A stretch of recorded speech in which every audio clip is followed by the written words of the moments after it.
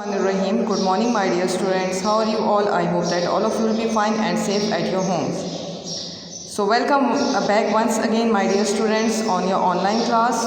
I hope all my students are taking their classes sincerely. I am your general science teacher of class 3 and this is your general science book of Amazing Science. Now everyone, please kindly take out your books and open it. So my dear students, in the previous video we have done the reading of page number 4. We have stopped the reading on page number 4 and today we are going to start the reading of page number 5.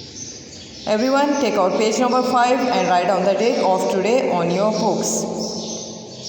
Here we are going to learn about carnivorous. In the last video we have learned about the herbivorous. Who are herbivorous? Herbivorous are those animals which eat plants, and today we are going to learn about carnivorous. Animals that eat the meat of other animals are called carnivorous. Animals that eat the meat of other animals are called carnivorous. Carnivorous किन जानवरों को कहा जाता है? जो कि दूसरे जानवरों का गोश्त खाती हैं. Lions, tigers, dogs and cats are carnivorous. Lions, tigers, dogs and cats are carnivorous. कौन से एनिमल्स कार्निवोरस हैं? Lions, टाइगर्स, डॉग्स और कैट्स, क्योंकि ये दूसरे जानवरों को खाती हैं. Here you can see a picture of a carnivore lion. Omnivorous. Now which are omnivorous?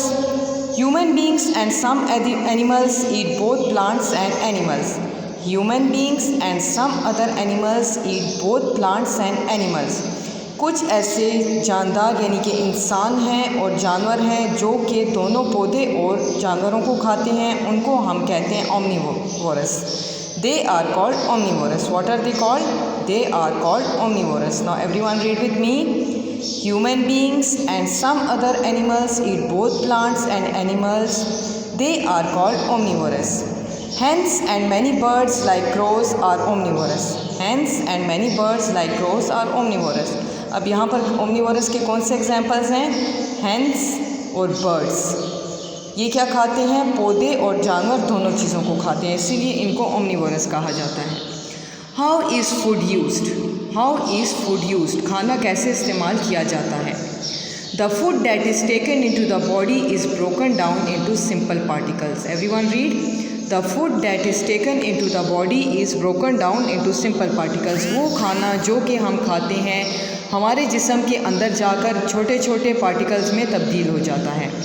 It is used by the body to grow. ये हमारा जिस्म इसको यूज़ करता है हमारे जिस्म को बढ़ाने के लिए, खाने को यूज़ करता है. Some food is stored in the body and can be use later. और कुछ ऐसा खाना खुराक होती है जो कि बॉडी में स्टोर हो जाती है और इसको बाद में यूज़ किया जाता है.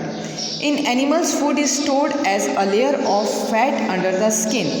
In animals, food is stored as a layer of fat under the skin. Animals में इस खाने को एक फैट की तरह, एक लेयर फैट की तरह उसको उनकी स्किन के अंदर स्टोर किया जाता है. एक लेयर फैट का बन जाता है उनके जिस्म के अंदर एनिमल्स के, जिसको फैट कहा जाता है. वो उस तरह से खाने को स्टोर करते हैं. In plants, food is stored in the stems, roots and seeds. In plants, food is stored in the stems, roots and seeds. पौधों में खाने को stems में, roots में और seeds में स्टोर किया जाता है. It is also stored in the leaves and fruits. और ये leaves में और fruits में भी स्टोर किया जाता है. Here you can see a picture. In some plants, food is stored in roots. कुछ पौधों में roots में खाना स्टोर किया जाता है. Here you can see potato, beetroot. And here you can see we are omnivorous. ये ओमनिवोरस इनको कहा जाता है क्योंकि हम जो इंसान हैं वो गोश्त और प्लांट्स दोनों खाते हैं. Here we have completed the reading of unit number 1. हमारे यूनिट 1 नंबर 1 की कंप्लीटिंग रीडिंग कंप्लीट हो चुकी है. And my dear students, please kindly once again do the reading of unit number 1, page number 4 and 5. And please after that kindly read the lesson once again and try to understand each and everything very clearly. Thank you.